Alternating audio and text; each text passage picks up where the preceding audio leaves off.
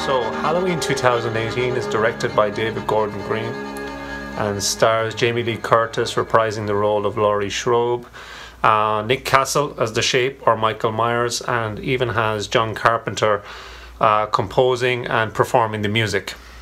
What could go wrong? So this is a poor film. It's not good.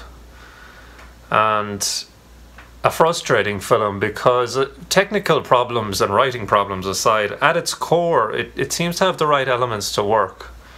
And the promotion and trailers would lead you to believe that the filmmakers, you know, they were in control of that at some point. When you leave the theatre, though, it just leaves you wondering what could have been if they'd stayed focused on these elements. Until now, David Gordon Green had mainly directed like edgy coming-of-age dramas and comedies. He shared writing duties on this film with a Jeff Radley, I've never heard of, and Danny McBride. Now, I've never heard of Danny McBride. I don't really watch the comedies he's involved in or the other films, but he immediately brings up an association with Alien Covenant, and that's not good. I mean, I could draw a few parallels between that film and this one. But alarm bells were ringing when you see the division of writing duties between the three. And it's ironic because the film suffers most from writing.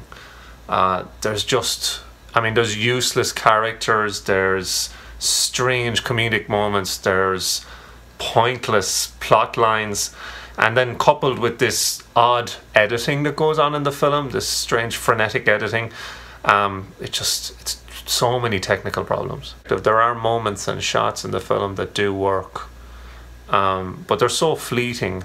And the filmmakers don't seem to have the sense or the instinct to follow that. Again, it's frustrating because you get a glimpse of a film basically in a mess.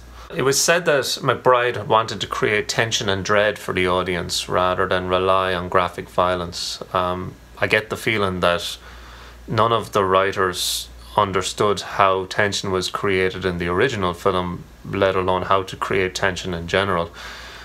Because the film is so unstable in its construction, when the obvious nods to the original film pop up, it only served to take me further out of what was happening. The film started to feel like a high five to Halloween holiday fandom rather than be reverent of Carpenter's original. And by crowbarring so much in there, it felt like their comedic sensibilities were taking over in the writing. Even their use of Carpenter's excellent soundtrack, it's been used in an obnoxious manner. It's like shouting at you and telling you how to feel. And it's no wonder that the best and most taut scenes are the ones with no music. As I mentioned at the beginning, there are core elements in the film that should work.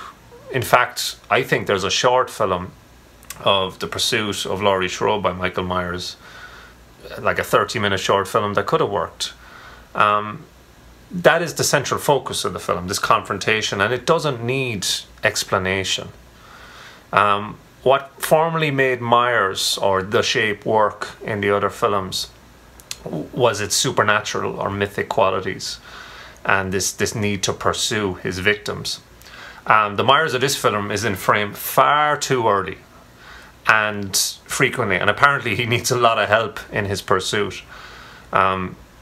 Slowly the mythic qualities start to fade away, and any sense of, you know, tension or unease or atmosphere is instantly undermined.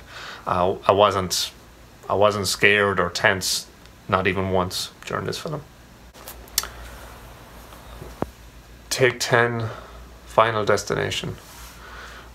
I probably should have mentioned at the start of the video that I'm obviously a horror film fan, but I'm also a John Carpenter fan and a fan of the original Halloween film. I think it's a really important film and one of three films in the mainstream that helped propel American horror cinema forward. They influenced so much. And so I come into this with a far more critical eye than most.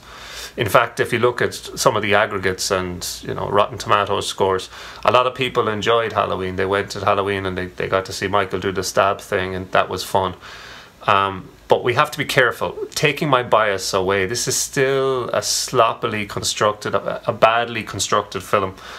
And if it hadn't been promoted as a return to form, I wouldn't have gone in expecting so much. I probably have a high bar for horror and the discourse surrounding it. But long term, I fear the standards of filmmaking and imagination will slip in an unconscious effort to please the audience rather than scare them. So, if you're going to watch Halloween 2018, don't bother. Don't bother. Just watch Halloween 2. It's a better movie. It's a better sequel. Or, better still, watch It Follows. It's a really good movie, and you can pretend that it's Michael that's chasing after the kids.